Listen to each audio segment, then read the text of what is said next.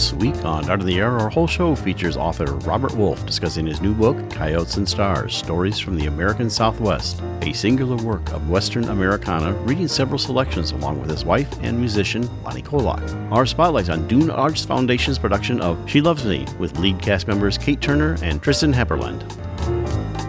Express yourself through art and show the world your heart. Express yourself through art and show the world your heart. You're in the know with Esther and Larry. Art on the air today. Stay in the know with Larry and Esther. Art on the air our way. Express yourself through art and show the world your heart. Express yourself through art and show the world your heart. Welcome. You're listening to Art on the Air on Lakeshore Public Media, 89.1 FM, WVLP 103.1 FM, our weekly program covering the arts and arts events throughout Northwest Indiana and beyond. I'm Larry Breckner of New Perspectives Photography, right alongside here with Esther Golden of The Nest in Michigan City. Aloha, everyone.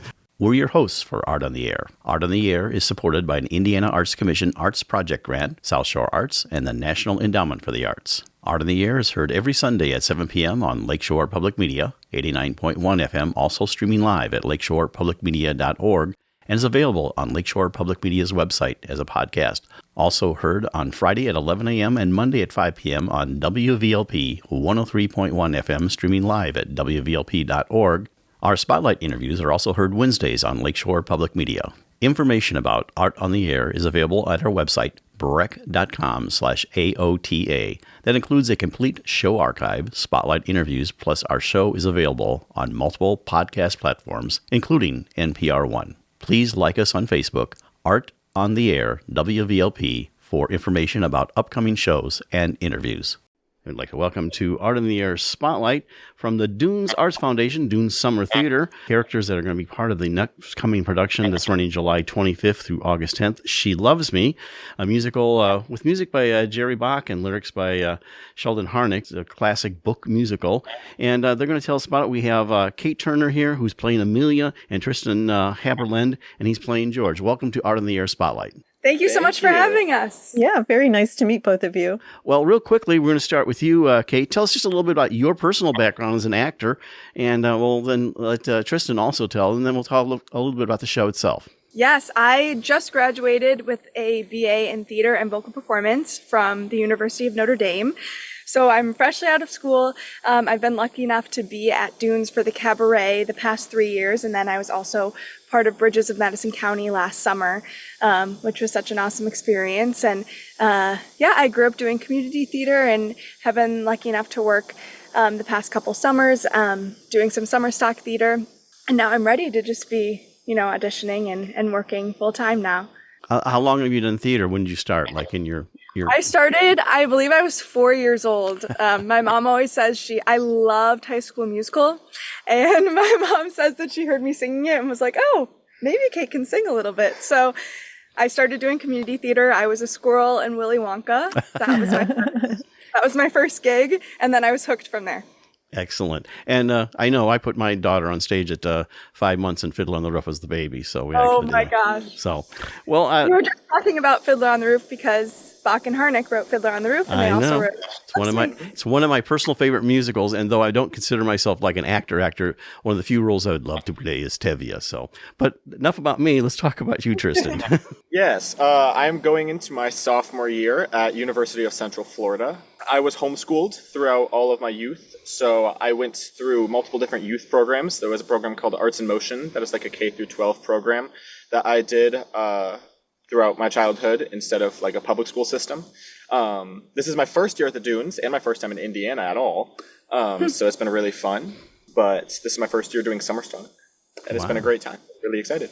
Excellent. Yeah, it's a great facility there, and they've recently upgraded. So tell us a little bit about She Loves Me, what the story is, and you've been in rehearsal for a while, but tell us a little bit about that. So George and Malia are they work in the same shop, and it takes place in Budapest.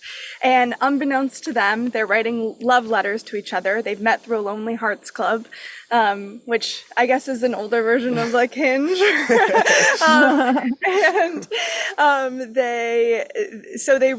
They as coworkers, they really butt heads, and they have a unique sort of hatred for each other, but they actually have fallen in love, writing letters to each other, and that unravels throughout the show. And it's a really ensemble-based show, and it's very collaborative. And so you also get to meet characters like Alona and Kodai and Marichek, and you really fall in love with all of the characters that work in the shop. Excellent. It definitely falls into the opposites attract theme that we have going on here this season. It's a really touching musical for me, especially because it's been my favorite for such a long time, and I kind of just fell in love with it. The music is beautiful. Story. Yeah. Yes. Well, like you said, it's from the people who created Fiddler on the Roof. But in the rehearsal process, how long you've been in rehearsal at this point? This show will be airing somewhat later in July, but tell us about that. So we started, I think, 3 weeks ago. Yeah. But no, it's been amazing. I've never worked with such a community-based cast before that's so welcoming, especially to new people, and so nice. And it's been a very, very awesome experience. And the show quality has been beyond anything I've seen working in the past. So it's going to be a really, really good show. I'm very, very excited. Yeah, we have a great team of directors, and wonderful director, music director, and stage managers, and then an awesome cast. So it's been, we're starting to, pull the whole show together now, and it's super fun. And, there's so much to uncover with these characters, but also it's just lighthearted and a true story of love that I think will speak to a lot of different generations and ages. And Thinking about that, were both of you, did you grow up in families that enjoyed musicals? Is that how you were introduced so early? Especially Tristan, you said, you've loved it for a long time. Yes. I started in musical theater when I was 5, kind of following my sister's footsteps. They were also put in at a very, very young age. Being homeschooled, there's a little less opportunities for musical theater, but my entire family loves the arts and kind of just put me in at a young age, and I've grown up with it. It's all I've ever known, so it's been a very big part of my life and my family's lives, I think. How many people are in the cast besides you two? I think it's 12. Sounds right. I could be wrong. I believe 12 people. Yeah, so a bigger cast for the Dunes, but it makes for more energy and, more sound. Conflict. Love. Yeah. More conflict and more love, yes. Yes. Well, we're in our final minute here. I'm going to give you the opportunity to tell us about show dates, times, and how you can get tickets. Yes. So the show is running July 25th through August 10th. You can get tickets at dunesarts.org. It's Fridays and Saturdays at 7 p.m. Central and Sundays at 2 p.m. Central. Right, and it's only the ticket prices varies $30 to $35, I know, and they have a group of 4 where they receive a $10 off of each ticket, so that's great. Well, we appreciate you coming on Art in the Air Spotlight and sharing. That's Kate Turner and Tristan Haberland, and they are in She Loves Me, July 25th through August 10th, Dunes Arts Foundation's Dune Summer Theater production, right there along just off of 12. Thank you so much for coming on Art in the Air Spotlight and sharing not only your personal journeys, but about the show. Thank you so much for having us. Yeah, have a great time. Thank you. Thank you. Thank you. Art on the Air Spotlight and the complete 1-hour program on Sunday is brought to you by Ember Forge Consulting, thoughtful marketing and digital learning built to express your purpose and grow your reach. Learn more at emberforgeconsulting.com/grow. Art on the Air is supported by an Indiana Arts Commission Arts Project Grant, South Shore Arts, and the National Endowment for the Arts. And as a reminder, if you'd like to have your event on Art in the Air Spotlight or have a longer feature interview, email us at aota@brech.com. That's aota@brech.com. Hello, I'm Larry Brechner, Board Chair for Lakeshore Public Media and also a sustaining supporter. As Northwest Indiana's public broadcaster on TV, radio, and digital, we're not only bringing you the best of PBS and NPR, but more importantly, serve as a vital community resource for great local programs like Regionally Speaking, Eye on the Arts, Friends and Neighbors, Let's Eat with Chef Nick, Art in the Air, Building Blocks, and more. Please help protect my Lakeshore Public Media with your support by visiting lakeshorepublicmedia.org/give. This is Peter Marks, former theater critic of the Washington Post, and you're listening to Art on the Air on Lakeshore Public Media, 89.1 FM, and on WVLP 103.1 FM.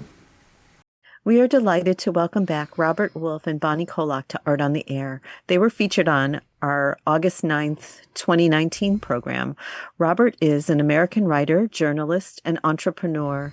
His nonfiction writing focuses on everyday life, frequently that of farmers and other rural Americans. In 1990, he established Free River Press, publishing numerous titles and personally authoring many of those books. His newest is Coyotes and Stars, Stories from the American Southwest.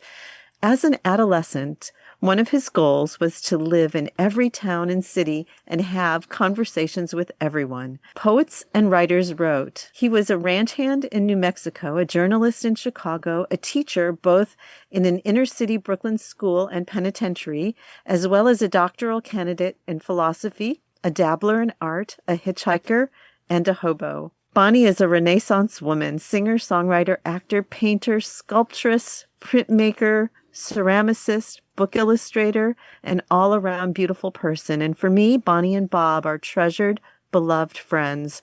Thank you for joining us again on Art on the Air. Aloha and welcome, Bonnie and Bob. It's such a joy seeing you. Thank you very much, Esther and Larry. Well, we appreciate you coming back on the show, both of you. And Bonnie's had her own interview with us in the past, and you can look at that on our archive. But Bob, we want to get your origin story, and how I always set that up is how you got from where you were to where you are now. So tell us all about your origin. Yeah, I trace it back to my adolescence in New Canaan, Connecticut, which is an extremely affluent bourgeois community. The men there commuted to New York every day. These were businessmen, and their values, and their wives' values were not mine. I mean, I had read enough to know that the world was much larger than New Canaan, and I wanted to see it.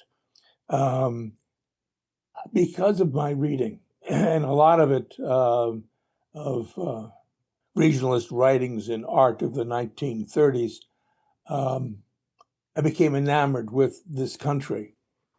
I saw it as it was a quilt work of regional cultures, and with distinct personalities, or personalities sort of distinct to their regions. And this was also fed by not only by books like USA by John Dos Passos, or Kerouac's On the Road, or Sandburg's poetry and autobiography, but also by art of the 1930s. Thomas Hart Benton supplied one of the major inspirations for my cross-country travels and my explorations. He did a great mural, which is now in the Metropolitan Museum of Art in New York. It's called America Today, and I believe he did it in 1932. Prior to that, Benton had been traveling around the country, walking a lot, but also traveling by car through the South, through the Midwest, the West, and he always drew, he always sketched everywhere he went. And he sketched people working, cotton pickers in Georgia fields, cowboys at work, you name it, welders.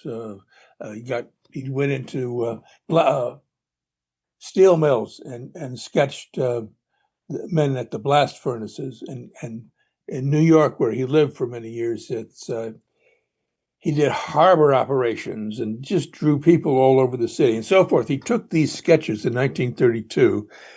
He was paid by the New School for Social Research, not just for supplies. And he did this magnificent mural, America Today, which consists of about 7 or 8 panels, each one depicting a distinct part of this nation.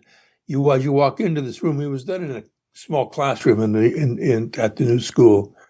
The first mural is one on the Mississippi Delta. Then you get to one on the Midwest and the Far West, and one on harbor operations and so forth. And then there are two panels on city life.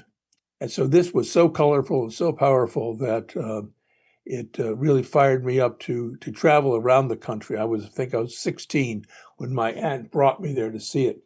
And so because I had read On the Road and Sandburg's Travels and so forth, I decided, well, if I want to be an American writer and depict the parts of the country, I have to travel. So I took off riding freight trains and hitchhiking across country. And I did that off and on for about 30 years, actually. I think the last time I went on the road was the summer of 1981. And it's a long story. I did a 3-day freight train ride with two Mexicans, one of them trying to get back to Mexico and one trying to get just to New Mexico. Anyway, 3 days.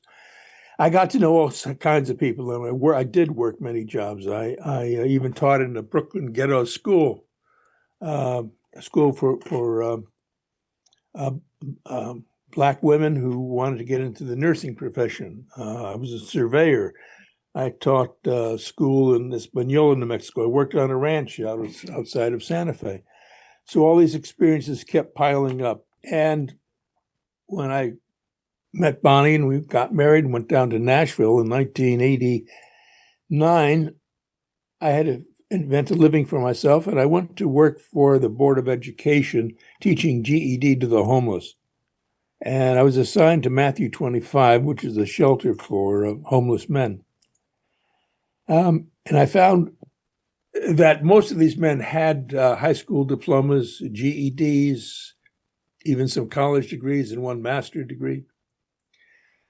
So I had to invent something else to do. And my boss at the board said, well, just invent something. I said, well, Dennis, I ran a writing workshop. I said, well, I had taught composition at Chicago colleges, and I just began doing that with these men, asking them how they became homeless. And so we began generating quite a few stories. The workshop went on for a little over 2 years, and in that time, we published 6 little chapbooks. And I must say that Nashville was very kind to the project. Nashville had a very large homeless population. And at that time, the country was very much aware of the homeless problem. And there were steps being taken to address homelessness. Tipper Gore, the wife of the vice president, she was also involved in we were helped a lot by Tipper Gore, the wife of Vice President Gore, and she persuaded one of the Junior League of Nashville to fund one of the books. And All Things Considered did a story on it, on homelessness, on the workshop, and that got us some national publicity. And then when Bonnie and I moved up to Iowa, I said farmers need to be heard. And by that time, I decided that the press was going to focus on much more than just the homeless problem. I wanted to document as much of America as I could. And so when we moved to Iowa, I said, I'm going to work with farmers. And I did. For 2 years, we sat around the kitchen table, a neighboring farmer's kitchen table. And there were about 4 or 5 of us, families that sat and wrote, and we did. Free River Press published 3 little books, and that first book, called Voices from the Land, got a lot of national publicity. Morning Edition did a story on it, and the AP did a story that went in every major daily except the Wall Street Journal. And the phones rang off the hook for 3 days, and that book went through 3 printings, and all 3 of those farm books went through 3 printings. After that, small towns began hiring me, and in 3 days, I could do a small book with 20 people or less. And then I began going around the country, going down to the Mississippi Delta and going out to the far west. By 2006, I was running a writing workshop in New Mexico. And that was the genesis of Coyotes and Stars, the latest book from Free River Press.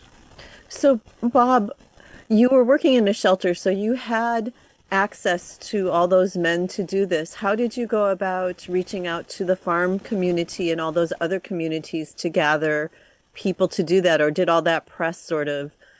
No. When we moved out to Iowa, I heard that a neighboring farmer, Bill Welsh, was going to host a farm tour.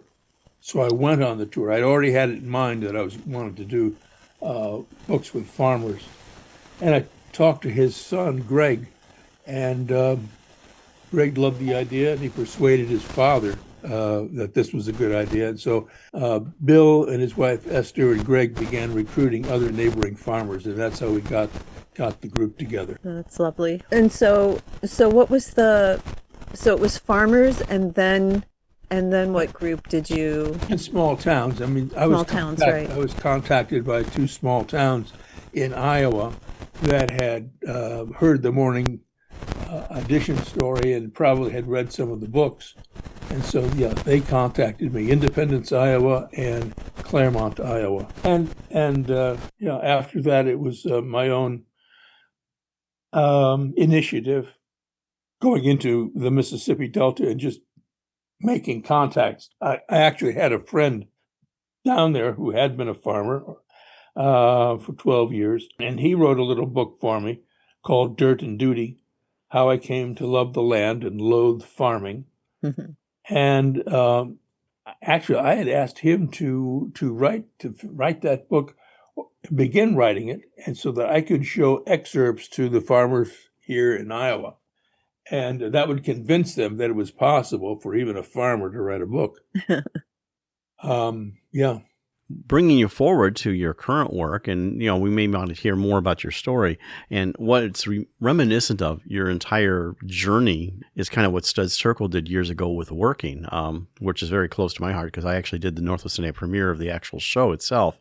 And but how it explores working people and retelling their stories. Of course, in the book and the musical, which is smaller than the book and everything. But yeah, you seem to have this technique of letting people tell their stories through you and everything. So your new book, we maybe have touched on it, but let's go forward to that a little bit and tell us a little about how that came to be. Since I knew I wanted to do a workshop, I hired a publicist. Free River Press hired a publicist to spread the word out in New Mexico, particularly in Santa Fe, that I was coming out and wanted to record stories. So that helped me get an opening with one of the senior centers in town. And that senior center was one that attracted a lot of people for lunch. They served lunch every day. And it was this very interesting group of people that would come, a mixture of Hispanics and Anglos. Anyway, they did a lot of publicity on that. And we rounded up at least 20 people for that first workshop. And that was in 2006. And we ran it for a full week. These were seniors who were willing to write for 6 hours a day. And it's a peculiar, it's a way of getting people to write that I developed when I taught at Roosevelt College in Chicago. We read a story that we want, that I want them to talk about, a story that serves as a model. We might read 2 of them, pass it around the table, and everyone reads something. And then we talk about what made it work. Then they start telling the story that they want to write. And people will ask them questions about that in their story, things they want to know more about. And then we get into the writing. Now, the writing might take an hour and a half, 2 hours. Then we do a read through and take a break for lunch, come back, do more writing, more comments on the writing, and so forth. And that continues until after 3 or, in this case, 5 days, writers will have done at least 1 story, and some of them will have done 2, and possibly a few might have done 3 stories. It's a very fruitful workshop. And that first, the first book we published in New Mexico, Ayer y Ahora, Stories from Santa Fe and Northern New Mexico, won the Heritage Preservation Award for publication from the state of New Mexico. And I just continued doing workshops in Santa Fe. There were some foundations that funded the project, and I did work in other towns, in Tucumcari, New Mexico, in a little town called Naravaisa, which is now a ghost town, to get the rural stories. You know, that comes from you being such a skilled facilitator, having taken part in one of the workshops. Your guidance and presence, I think, gives a comfort for people to share these stories because they're quite intimate. And yeah, they are. And we end up bonding. There's quite a bit of bonding that goes on because the first thing we do before we even read a story is to go around the room and really get to know a little bit about the individuals. And of course, they get to know one another even better at the end of 3 days or 5 days. And they build bonds there. And the bonds are such that I stay in touch with many of them and have over the years. And when we went to do a reading, Bonnie and I went on a reading tour back in June. We read in Santa Fe and Taos and Tucumcari and Amarillo and a little town called Ojosarco. In each of these towns, I went there because there were writers from these towns who had contributed to the book. So it was a reunion in effect. Yeah. So there's a good deal of bonding that goes on. You know, I have sort of and I should know the answer to this, but I don't. Have you written a book about your life? Because, you know, like even the freight trains, you know, they've been shown in movies and in books as having sort of a romance of adventure around it. But the reality of spending 3 days must be wildly different. Have you done a book about your whole? Yeah, I did a book called In Search of America. In Search of America, right. Yes, which was about just that, about my time in the 60s, from New Canaan through 68, I think it was, or 74. Yeah. Yes, and I'm working on another book about Untitled, which is just about the same kind of adventures I had in the summer of 1980 and the summer of 1981. Oh, good. Because you were just such a brilliant writer. Anyway, would you like to hear a story from one of these? Definitely. One of the sections? Definitely. The first one I'll read is by Tom Hamill, who was a 6'3" artist from Maine. A very loud, deep bass voice. Interesting guy. Now, I knew him at Claude's Bar. Claude's Bar was the central hangout for people of the Bohemian colony, you might say. Canyon Road was the center of Bohemian life in Santa Fe in those days. There probably is no Bohemian life now in Santa Fe. But anyway, in those days, it was a very active art scene. And Canyon Road was it. There were a lot of established painters on the road. And Tom was one of them. And Claude's Bar was where we all went to drink. And this story is called Claude James versus Finn O'Hara, an incident at Claude's Bar. Claude James owned a bar on Canyon Road, a meeting place for a cross-section of Santa Fe. Everybody came to it. It was a mixed bag of assorted cookies. Claude was an incredible woman, gifted, raised in Paris and New York, migrated to Santa Fe with a charismatic and unique personality. Finn O'Hara was one of the assorted cookies. He was one of those talented failures, an alcoholic who wasted his talents.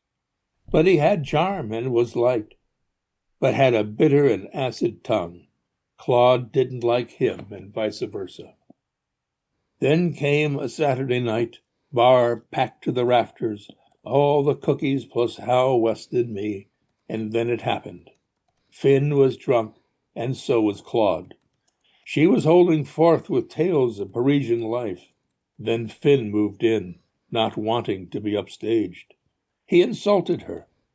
His back was to the wall, and Claude, who had an arm like my thigh, swung at him. He ducked, and her fist hit the wall with a loud thwack. The bar became silent as a tomb. Finn said, "Is that your best shot, Claude?" Finn was ushered out quickly and didn't reappear for some time. Next day, Claude, with bandaged right hand, was her usual self. That was her gift. Nothing fazed this remarkable woman, my dear friend. Yeah, Claude's was quite a place. There was one of my friends who now is retired, but had been a very prominent lawyer, got drunk there one night, passed out under one of the tables, and was locked in for the night. They just missed him. That was Claude's. Well, after a brief break, we'll return to our guests today, Bob Wolf and Bonnie Kolak, here on Art on the Air. Art on the Air listeners, do you have a suggestion for a possible guest on our show? Whether it's an artist, musician, author, gallery, theater, concert, or some other artistic endeavor that you are aware of, or a topic of interest to our listeners. Email us at aota@brech.com. That's aota@brech.com.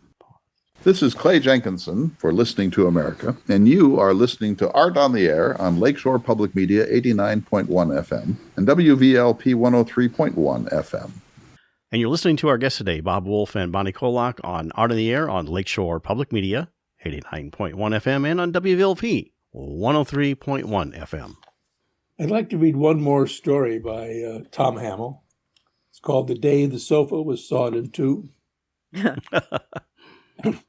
I lived on Canyon Road for 25 years. Wallapaloo was my landlady, a wonderful, generous lady. We were close friends. During the 70s, the hippie invasion occurred. Willa had 2 rental houses, besides the one she lived in. I lived in one. The remaining one was rented to a couple of St. John's students. All went well until Willa noticed this unit was visited endlessly by young people, hippies, at various hours. I noticed it too and got suspicious. One day she heard a hand-sawing noise coming from the house. She thought it strange and called me. I hadn't heard it because my house was in back. Their door being unlocked, we entered. The fumes of drugs were overpowering, but what was shocking was the sofa. It had been sawed in 2. The couple were giggling and sitting on the parts, with the saw and sawdust in between, proud of what they had done. "Why did you do it?" I asked. "We wanted to make a love seat." It was a life-draining experience for us both. Poor Willa, who had not been well, had to be supported. We called the police, who had been staking out the house,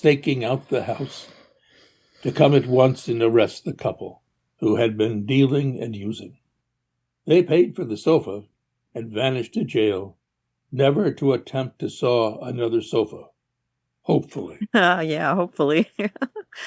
Do some people are reluctant to open up to you? I mean, you talked a little bit on how you did that. And of course, this is the format of our show is we always get people asking their origin story. So that kind of opens the door. But how do you have trouble getting people to open up to you sometimes? They just do not want to talk about their story? Well, it's rare because the project is self-selective. In other words, I can't force anybody to come. They have to want to tell their story. There's only a few occasions when I have persuaded someone who was reluctant to come, and that might be the few instances when they I couldn't get them to write. Would you like to hear have Bonnie read a story from a book called Coyotes and Stars? Yes, yeah, please. that book. I've heard of that book, Coyotes and Stars. This story is by Sue West. She was the daughter of a rancher that I worked for, off and on for Actually, for two summers and then part of one winter, I took care of the ranch while they were up in Wyoming looking for some property to buy. And Gene West, her father, was a real character. I mean, he was well known in Santa Fe. He was he looked like a movie star. He could have been another Gary Cooper. In fact, he was in a Walt Disney Western called The 9 Lives of Elfego Baca. But Gene was a tall, rangy guy, very much an actor. The whole family, in fact, were actors. Whatever they did, whether they were stonemasons or ranchers, they were actors. And Gene, anyway, he was one hell of a character, and his daughter Sue was there when I lived there. And this is a story she wrote about the dances that her parents would have at the ranch house. Hi, Larry and Esther. Well, welcome, Bonnie. Hi. Okay, I love these stories very much, and I loved reading them when we went on our book tour. The home on the ranch where I spent my childhood was adobe, made of mud bricks by Mexicans 100 years before my youth, imperfectly shaped to the closeness of the brown sod, and with each room built without forethought to go up and down with the shape of the land. The front porch that held the imperfect, thick walls was supported by white pillars of carved wood, chipped by years of dry winds and blowing. New Mexico rains. I adored this home. It had a soul that made each of the children raised under its roof reach out for color and drama in their lives. I was born there in December 1946, the youngest of a family of 6, freckled-faced, nearsighted, and slightly red-headed. Chihuahua was our name for this home, where I spent my first 20 years. The memories of this time were seldom slow and quiet, but exciting and hectic, for the West family had a certain zest for living, a capacity to make each occasion special, stretching it even beyond its due importance. There is not one childhood memory more clear in my heart than the memories of country dances held in the large living room of Chihuahua. I can hear the music and laughter, the whooping and chatter. It wasn't just the dances themselves that I loved, but the planning for weeks and the thrill of the first headlights coming down the hill to reflect off the top of the windmill, followed by the headlights of a long line of cars coming to our dances. My Irish mother fussed thoroughly about these dances, spending days waxing the brick floors on her knees, with her head wrapped up in a red bandana, washing windows and baking pies. My daddy, on the other hand, was easygoing, putting off till the last minute the evening milking, and cleaning his boots with his pocket knife in the kitchen as the first guests would arrive, smiling with easy charm while Mother cleaned up the mess. The dances were the center stage of Daddy's life, the fiddle player his director, and each fat or skinny, pretty or homely woman his adoring fan. The neighbors would come from miles away, the wife with starched petticoat and special cake, and the man, freshly shaven, smelling like the whiskey bottle tucked under his arm. The children came too, very much a part of these nights, running loud and boisterous in and out of the Virginia reel, playing hide and seek through the rambling dark adobe rooms. We giggled, dancing with timid boys. Step 1, 2, 1, 2. Weren't we good at it too?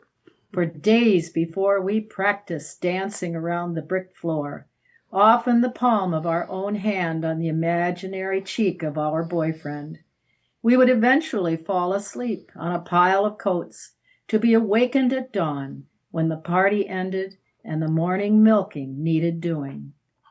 Perhaps it is the fact that those days and times are gone forever that make those nights so important to cherish. My children are making their own memories now, but those type of country people with their complete openness, coming from so far away as families to dance, drink, and visit, no longer seem to exist. I have a sketch of a country dance hanging in my new home, and this sketch is titled Before Santa Fe Bars. The children in this picture are laughing, weaving in and out of dancing couples. The women poke their heads out of the kitchen, gossiping. A fat lady dances with a tall man, and a baby sits on a daddy's shoulder while he taps his foot to the music. This picture is a part of my childhood, my past. Those people came to Chacuaco with rustling skirts and Stetson hats. The faces now become clear in my mind as I see each one. I can even feel Daddy lifting me to his shoulder to dance high above the floor, twirling fast to the quick beat of the fiddle. That's it. Wow. So do you have more on the book tour, or have those been completed already? I think it's complete. I drove 2,800 miles in 2 weeks. Oh, so I bet there were huge celebrations. So did you do them in the towns where the stories were from, or what was? Yeah, certainly in Santa Fe and Taos, yes, and in Tucumcari. We didn't do a workshop in Amarillo, but it happened that 3 of the writers from the book moved from New Mexico to Amarillo. So that's why we did a reading there too. In your biography, one thing, and of course, having this, doing this, our radio thing, but you had a half-hour program called The American Mosaic with, where you did this. So tell us about that. And are those anywhere archived that people could listen to them?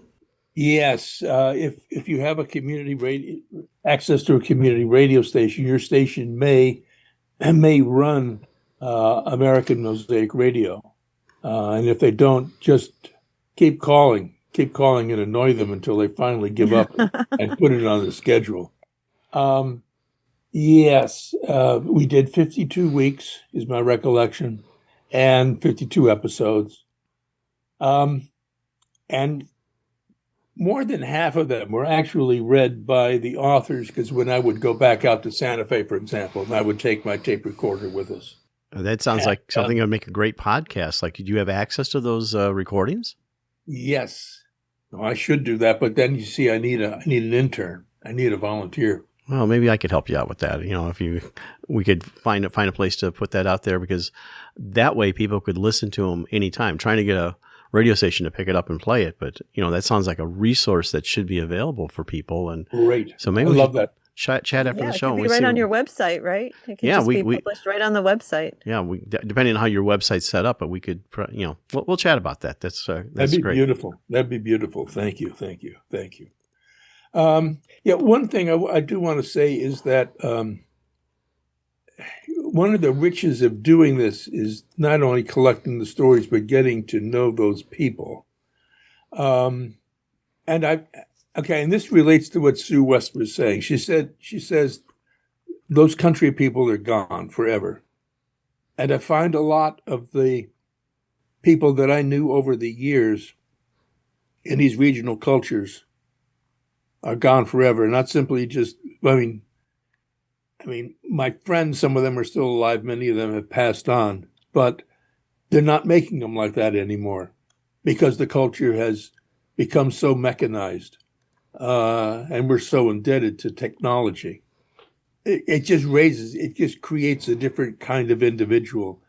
And so the richness that I found when I was on the road, I can't duplicate. Yes, and actually part of that book, when you're introing the person and that person has passed, it makes it so much more poignant, and it makes you realize how important it is to gather and write these stories within families as well. Yes, I agree. Absolutely. Well, you're listening to our guest today, Robert Wolf and Bonnie Kolak on Lakeshore Public Media, 89.1 FM, and on WVLP, 103.1 FM. I had a question. Having seen Working develop into a musical, not necessarily this would, but this sounds like they would have the fodder to be a well, either a staged reading or actually partially staged production. I mean, some of these stories are just so compelling. It would be, have you ever thought about doing that?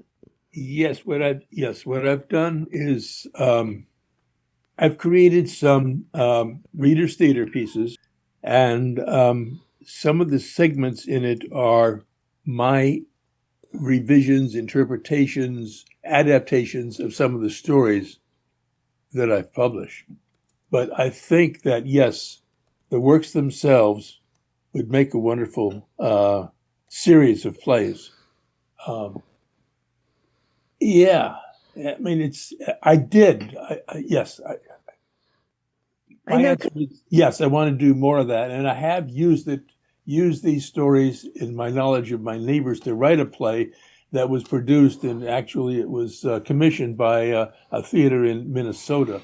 It was called Heartland Portrait, and it dealt with 4 farm families over 5 decades. That was just reflecting all the thoughts, the experiences of the writers that I had worked with. Right. It's so, I mean, the book makes it just brings it forth that it's so valuable just to start the conversation and to see all these stories in this book. It's just so powerful. Do you have another one in the works, like another community of people? Yeah, here's what I want to do. I mean, my vision for years has been to do 4 regional compilations rather than keep them in small titles. For example, so the first one was Heartland Portrait. Now, that's gone through 2 editions, and I have a third that's going to come out. That's a very large anthology. It's larger than Coyotes and Stars. And that has stories from Minnesota, Wisconsin, and Iowa by farmers and small town residents and commercial fishermen and others working on the Mississippi River. And then my plan is to do an anthology from the Mississippi Delta. I do have a lot of stories there. I do need to go down and get some more from the Arkansas Delta and the Mississippi Delta. I mean, both sides, the Mississippi and Arkansas sides of the Delta. And then the last book I want to do is a compilation of stories from big cities. So I have a number of stories already, but I need to get more. In other words, stories from Chicago, New York, Pittsburgh, you name it. So I'm going to refer back to the homeless community in particular. Did these books become a starting point for the city did the information in them help, or any of the books help the cities that were mentioned? I can't say that they did. But the writers oftentimes were. Some of the writers then continued to write on their own. Oh, that's wonderful. 2 instances of where the writers became journalists, for small papers.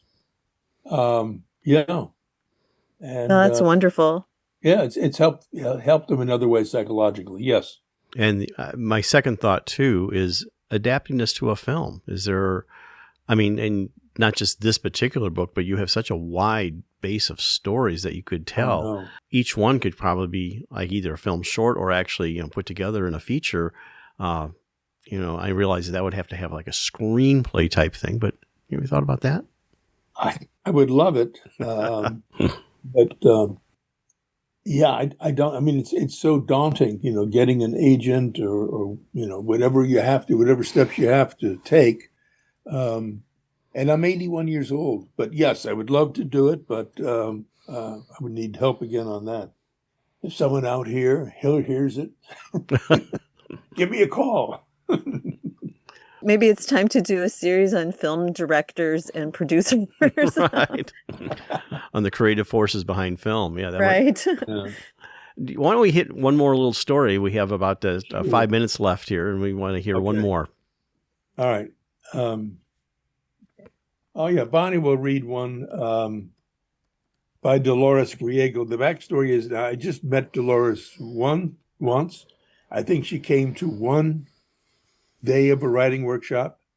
I had never met her before, but I knew her husband. He and I had taught school, 7th and 8th grade, in Española, New Mexico, for 2 years. Yeah, we'd commuted every day. We'd commuted together up from Santa Fe up to Española and back. So this is Dolores' story, and I think it's the importance of this story is what it tells us about New Mexico culture, the Hispanic culture. La Escuela. Formation. My parents were our first teachers. Our learning center was a solid rectangular wooden table with 2 drawers underneath, where the important documents and other mementos were kept under lock and key. The table was made to order by my father's brother, Nazario, who was an excellent carpenter and cabinet maker. It was around this solid, polished kitchen table that my 2 brothers and I were fed, body, soul, and mind. We were taught responsibility, honesty, commitment, and integrity. We were taught to respect not only the elderly, but all others. We were advised to be friendly and to choose our friends wisely. They would say, "Tell me who you hang out with, and I'll tell you who you are." It was at the table that we would sit around during the long winter nights to learn about our parents and what it was like when they were growing up. We also learned about our grandparents, Mama and Papa Grande, and our ancestors. We learned the satisfaction of hard work, the value of money, and to make do or do without. We were taught how to pray and would not jump into bed before we knelt and recited our nightly prayers. We addressed the holy and blessed angel of Guardia, asking for protection in the night. We would then remain kneeling to receive the blessing of our father and mother. We had a very loving and secure childhood, which was the foundation of our learning. As long as our parents were there, I felt that nothing and no one would harm us. My happiest childhood memories are in the 300-year-old adobe house where we were surrounded by their unconditional love. They taught us through stories that had a moral, but more important, by their example. That's Bonnie Kolak reading from Coyote Stars, Stories from the American Southwest. We only have a couple minutes left. We've talked about your projects and everything, but we want to maybe give you a chance to tell how people can find your book, this book, but all the books, and any more information about you, Bob. Yes, they can go to Free River Press, FREE, riverpress.org, and you'll get most of the books there on that website. You can also check out my website and some of my books at robertwolfthewriter.org. Excellent. What about what's coming up next year? Can you mention it a little bit? Okay, I have a wonderful book that that I wrote. Of course, it's wonderful. It's called The Great Wheel, and it's a book-length prose poem that took me 33 years to write, and it's published now by Squeeze Press in the UK. It's an imprint of Wooden Books, a really wonderful, wonderful publisher, and I'm very pleased. It's the one work that I'm most proud of. It's a history of Britain, you might say, from its mythical origins through the Dark Ages. Excellent. Yeah. Sounds great. Real quick, Bonnie, anything you have coming up? Any concerts or anything like that? I do. In fact, on September 6th, I'm going to be in Evanston at the Folk Festival there. I'm not going to do a concert, but I am being interviewed by Marilyn from FMT Midnight Special, and that'll be about an hour. And then later, November 30th, I will be again once more at Space in Evanston with my band. And I also will be there. They are inducting Steve Goodman into the Illinois Rock and Roll Hall of Fame, and they've asked me to come there and talk about Steve during a big show they're having in the middle of September. I think it's either the 19th or 20th. Excellent. Well, we appreciate you coming on Art on the Air. Bob Wolf, Coyotes and Stars, Stories from the American Southwest, available at his website. We'll have a link on his picture on our website. Bonnie Kolak also there to give us other readings. Thank you so much for coming back on Art on the Air and sharing your literary journey and your adventures. Thank you so much, Larry and Esther, both. Thank you so much. Thank you both so much.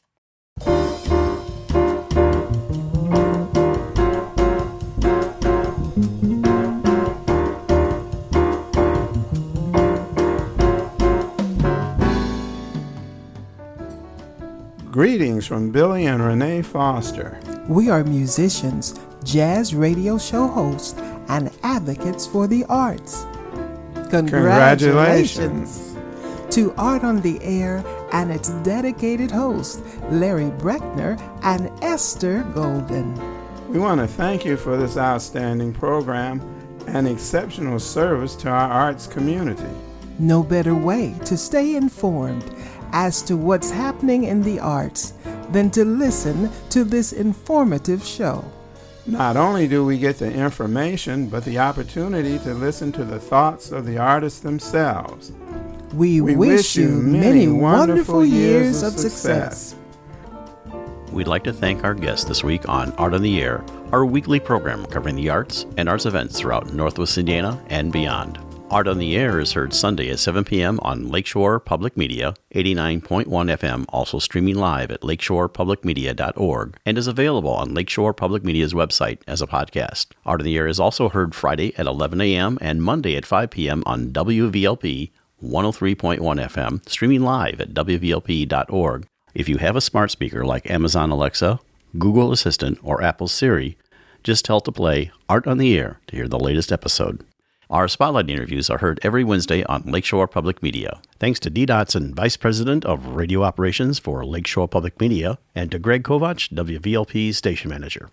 Our theme music is by Billy Foster with a vocal by Renee Foster. Art on the Air is supported by an Indiana Arts Commission Arts Project grant, South Shore Arts, and the National Endowment for the Arts. We'd like to thank our current underwriters for Lakeshore Public Media, Ember Forge Consulting, thoughtful marketing and digital learning built to express your purpose and grow your reach. Learn more at emberforgeconsulting.com/grow. And for WVLP, Walt Breidinger of Paragon Investments. So we may continue to bring you Art in the Air, we rely on you, our listeners and underwriters, for ongoing financial support. If you're looking to support Art on the Air, we have information on our website at breck.com/AOTA, where you can find out how to become a supporter or underwriter of our program in whatever amount you are able. And like I say every week, don't give till it hurts. Give till it feels good. You'll feel so good about supporting Art on the Air. If you're interested in being a guest or send us information about your arts-related event or exhibit, please email us at aota@breck.com. That's aota@breck.com, or contact us through our Facebook page. Your hosts were Larry Breckner and Esther Golden, and we invite you back next week for another episode of Art on the Air. Aloha, everyone. Have a splendid week. Express yourself through art and show the world your heart. Express yourself through art and show the world your heart. You're in the know with Esther and Larry. Art on the Air today. Stay in the know with Larry and Esther. Art on the Air our way. Express yourself through art and show the world your heart. Express yourself through art and show the world your heart. Express yourself through art and show the world your heart. Express yourself through art.